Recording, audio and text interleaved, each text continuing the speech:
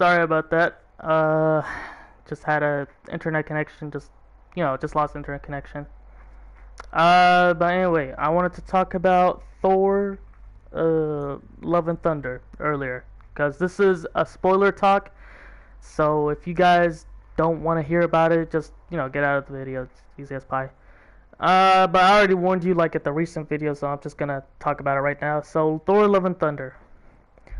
I don't know, dude. That movie felt it was too silly for me. Like I don't know. Like I'm not acting like I'm just too mature for this movie, but like it was just silly at the even at the serious times. At serious moments it was still silly.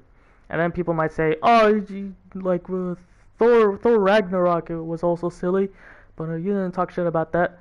I was like, well, at least Thor Ragnarok was funny when it was silly. Like, at least it was funny back then. But this one is just like, it's trying to be funny at the wrong times, bro. It's not even funny, bro. You know? Plus, Thor Ragnarok had some serious moments where, he's trying to figure out why he can't use his powers. And there was powerful moments in Thor Ragnarok where he was like, I lost my hammer. But Odin was like, well, it's not the hammer that gives you powers, it just makes you control it. You already have the power, bro. And that was great. That was deep shit, bro. And Thor Love and Thunder, it was literally Thor cheating on his hammer. It was literally like, it was so freaking comedic, dude. I don't know, dude. I was expecting, like, Thor to be... I think that was just me being overreacting, but, like, I thought Thor would be, like, God of War type of shit, like he lost a bunch of shit. So what is he doing now? Like I saw the trailer, I thought he was like trying to just stop war, like just stop fighting, because he doesn't want to do that anymore. The more he does it, the more he loses people that he cares about. So, but like he has to do his destiny. He has to save people. He can't just be a hermit all the time like an Endgame. And that's what I thought. Like how God of War did it. Like Kratos just straight up put himself in, all by himself. He has a kid now and all that. But, that's what I thought it would happen. But it was just like, yo, Thor, we need your help. And then he just, I bet, just pulls out his hammer and just rides it like it was, like a, I don't know, like he was a witch or something. It was funny, but like, it just, not at the right moment, not at the right time. That's what it felt like. And then some jokes just feel like they keep moving and moving on, bro. Like, all right, we get it. It's funny. Like the screaming goats. Like what? I don't know what they were thinking. Like, okay, the screaming goats. Why did they think it's still funny, bro? Like, they did that with Wreck-It Ralph Breaks the Internet, and now they're like, oh, that's funny as fuck. Let's put it with other shit, like in other movies. Like they keep making that a thing, bro. I'm like, bro, you guys should watch like the latest memes or something, bro, because this ain't funny at all. Or just don't put memes, because you should know one thing about memes. They don't last forever, bro. You watch them like decades later and they're just gonna be cringy as fuck, because you're like, oh yeah, that does not look good, bro. Like that's what memes are all about, like, because they pass on. They don't trend for too long. And one other thing, like when I watched Thor, it was pretty much like I don't know, the graphics didn't look as good as like what is it called, Phase 3 or something. Yeah, Phase 4 graphics don't look too good in my opinion. Like they don't look like an improvement. Like if you guys watch Doctor Strange, Multiverse of Madness, spoilers by the way, he has a third eye. Like he literally has a third eye, and it looks like from like the Annoying Orange type of edit. It doesn't look like it looked like that third eye was definitely edited there. Like it was, but like you can literally clearly see it, bro. But that's just a nitpick for me. That's just another thing. Also Thor is just oh yeah, the new characters. I should mention about the new characters, like his girlfriend. I don't know her name. I forgot. She has the power because she can lift Thor's hammer because something she read a book about like Mjolnir. Um, that's literally how it happened. She was sick, and she thought, let me just take that hammer, like read a book, and then boom, I cast a spell, and it's like back to normal. And also, like, they're trying to say, like, the hammer wanted her to be worthy, so that because Thor told the hammer to take care of her, and I was like, that's bullshit. Okay, maybe it's not bullshit. I don't know, but like, I think some people mentioned that the hammer was sentient, like it decides which one is worthy and which one is not. I don't know, dude. I don't know. People say it is. If it is, then it is. I don't know, but like, but you guys are making them too alive. You know what I mean? Like even Stormbreaker was hovering around, like, oh, you're calling me or something. Like when Thor was trying to call Mjolnir, they're trying to make these weapons alive for some reason. And Zeus, oh my God, don't even get me started with Zeus, bro. Like I was when I heard Zeus was gonna be in it, I thought like, oh, like God of War type of Zeus, like where he's like no mercy or something like that, like that type of Zeus. Nah, this is like this is Zeus, not even Zeus from Walmart. This is homeless Zeus or something. This is Zeus you get from like a back alley, like like you can't afford the Zeus, so you get him like this one's like the cheap one. And like, what's with making weapons as your thing? Like everyone except Thor has a weapon as like their source of power or something. Like this is only supposed to be Thor's thing, you know. But if you saw Gore, he's like, this is my sword, talking to the children sometimes. He's like, this is my sword. She's vicious sometimes, she's great. And Zeus is like, this is my lightning. Apparently Zeus isn't controlling lightning. He has just a lightning thing. I swear, it's something about like making weapons as your lover or something. I don't know, man. And they killed him off so easily because apparently he's just a fat fuck, bro. Like he literally doesn't do anything, bro, but except flick Thor to see his penis for some reason. But I guess he didn't die. Like if you guys watched the end credit, which I didn't, I just watched like people on YouTube saying he's alive or something. Like if you watch the end credits, he is definitely alive. I don't think Thor: Love and Thunder was released on cinema in my movie theater. Like, cause I'm in Kuwait, I'm in the Middle East. I don't think they added that shit, cause gay stuff are in there. So, of course they're not gonna put it in the Middle East. That's one of the things they're putting like a lot of gay things in many movies. I thought it was just Disney, but it was like other things. So, and not all of them are going in the Middle East movies, obviously. So, that's one thing I'm gonna say about that. Uh, so that's as much as I'm gonna talk about Thor: Love and Thunder, because really there isn't really to talk about Thor: Love and Thunder. Because I'm not gonna say like, oh, the back then Thor used to be great, like how the first movie Thor, like, cause I wasn't even a fan of like old Thor, bro. I just like Thor Ragnarok. The best Thor version I ever liked was probably Thor in Infinity War, cause you literally saw Thor in his prime right there, bro.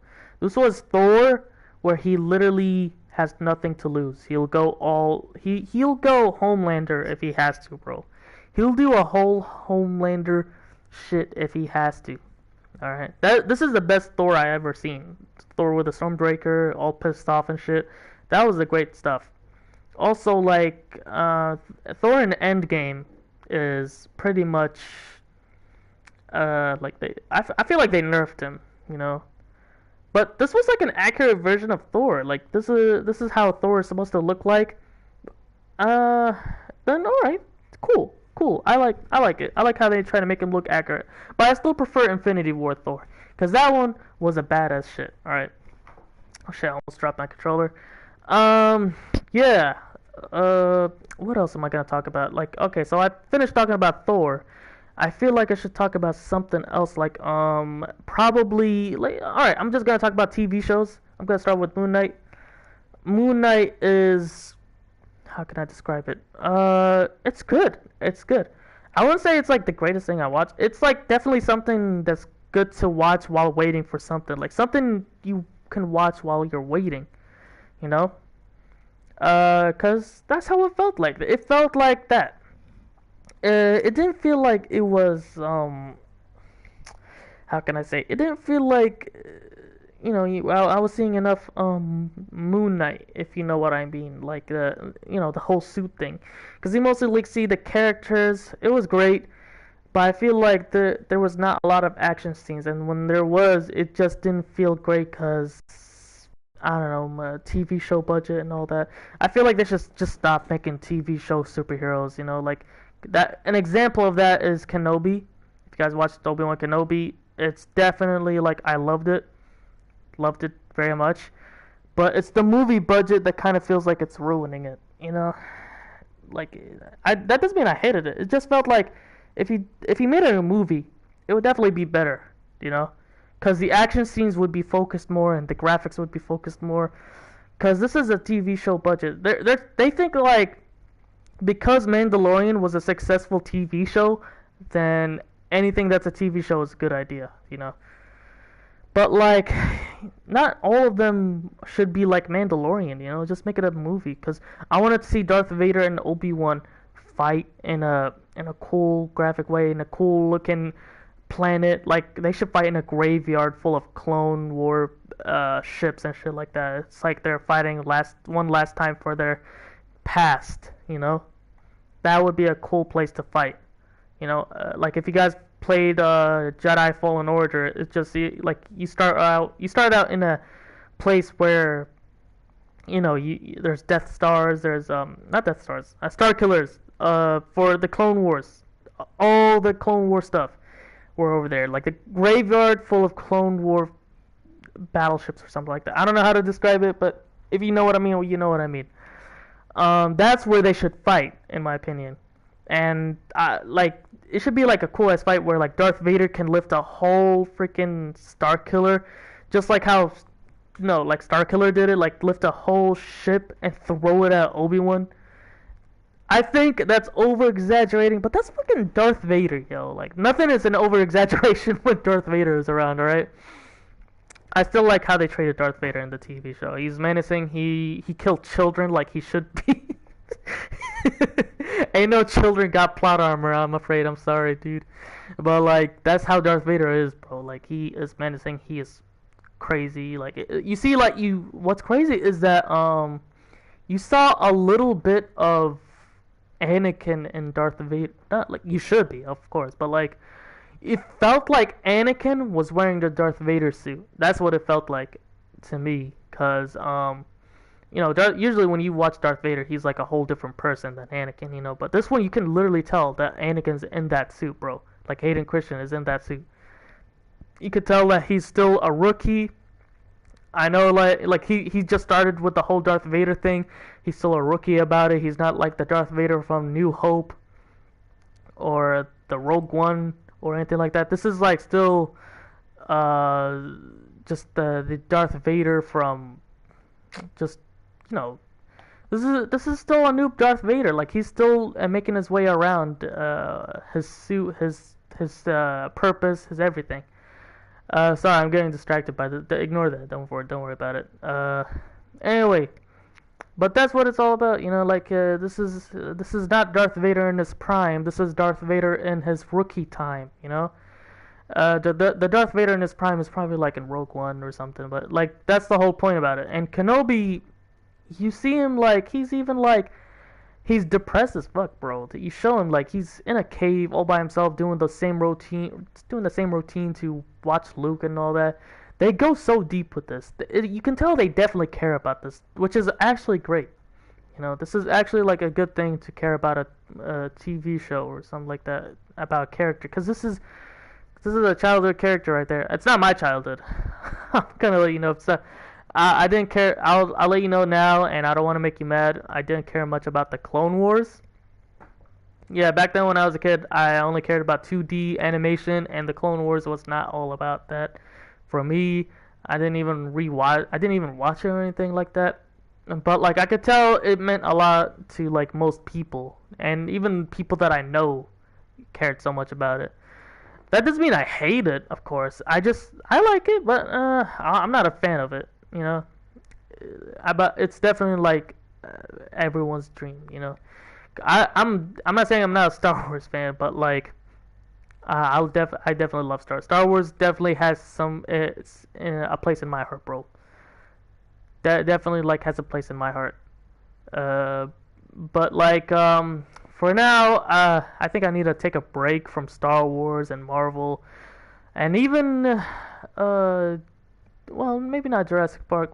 You know what? Maybe even Jurassic Park, and just watch something that I actually like at the moment, which is Primal. You know. And if you guys don't know what Primal is, it's called Primal Gendy Tartakovsky. It's the name of the guy who made it. Of course, he has to put his name in that TV show, cause like in the animated TV show, cause like you know it's literally only called Primal, but he has to add the name in it, so it would be you know it would be something like so you can actually find it. Let's just say that. But yeah. Other than that, dude, like I'm just you know I don't know, but we'll see what's in the future, cause it's getting pretty you know like I don't know like most of the things that I watch are just not in my flavor at the moment, except Primal. I'm like literally giggling while I'm watching this. I'm giggling. I'm literally just I'm becoming a fangirl when I watch that fucking shit, dude. I swear.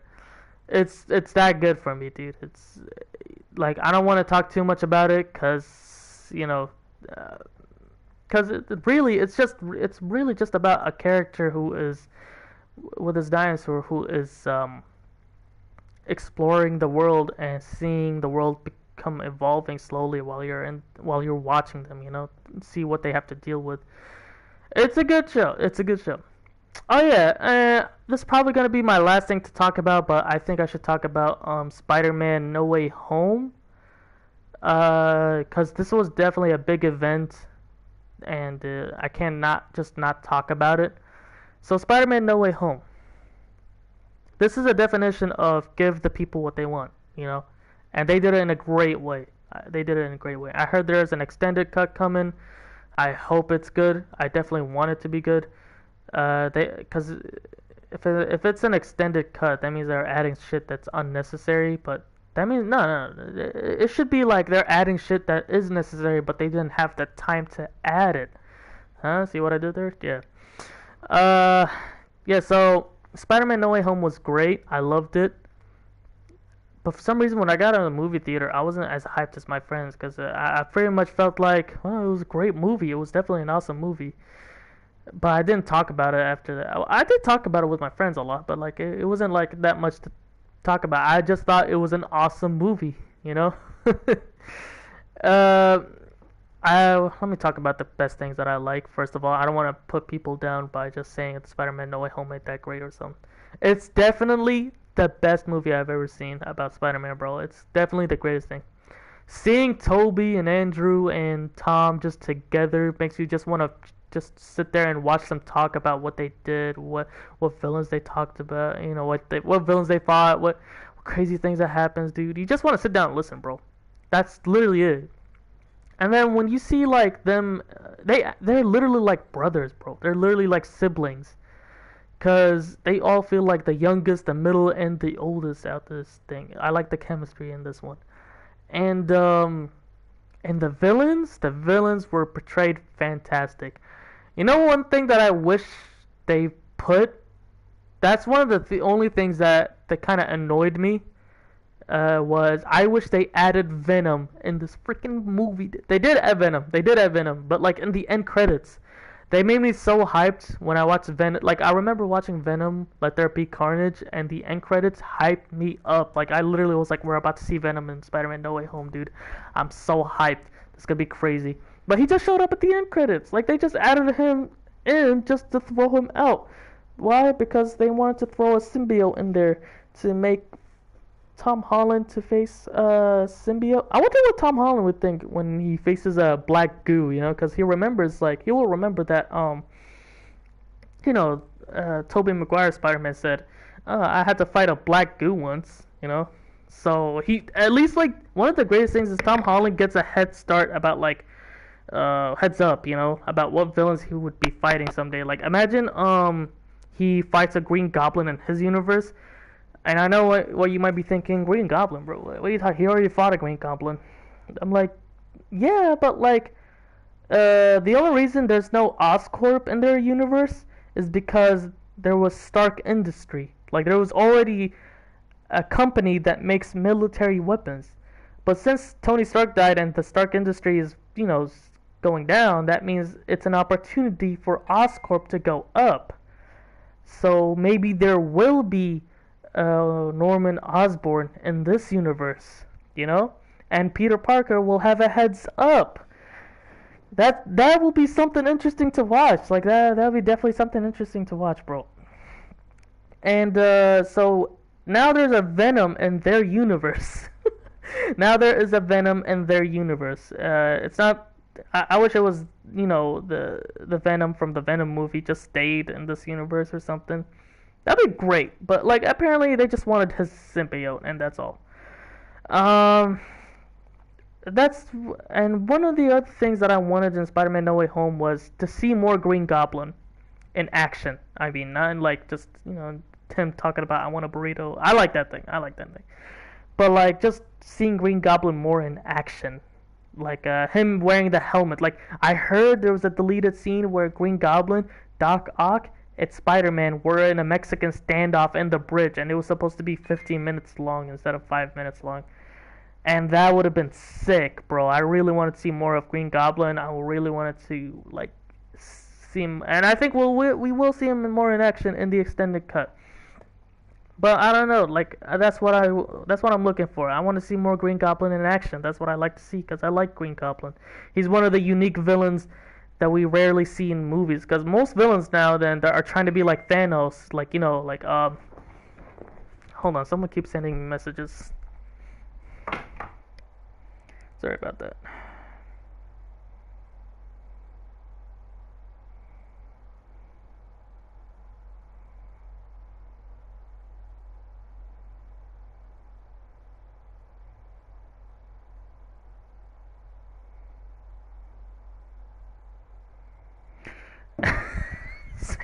Okay.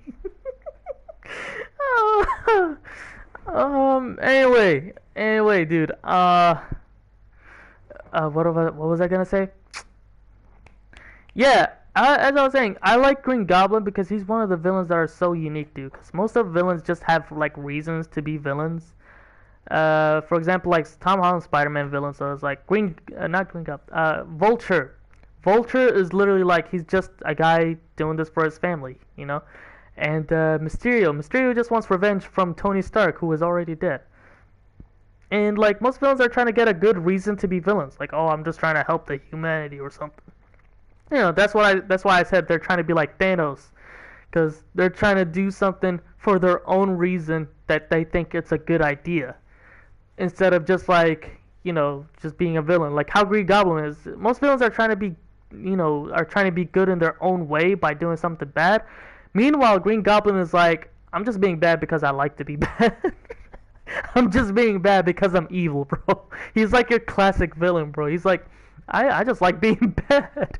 Like when I watched Spider-Man 1 and the Sam Raimi movies, it's like, toy made again, Spider-Man. I'm like, that's your classic villain right there. Like, cause you never hear villains say that. It's like, till we meet again, or like, are you serious, bro? That's like classic type of villain, bro. I swear. And like it's crazy how yeah, some random spamming. Anyway, it's crazy how Green Goblin is your classic villain. Like he even acts like that in Spider-Man No Way Home in the modern day. He's all like that, bro. It's crazy. Anyway, I think I said enough about what I think about every movie and TV show, and a lot of spamming is happening in this chat. So I think it would be fair to just end it right here. So thanks for watching, and people who didn't watch this live, you can just watch this video because it won't go nowhere. Alright, see y'all later.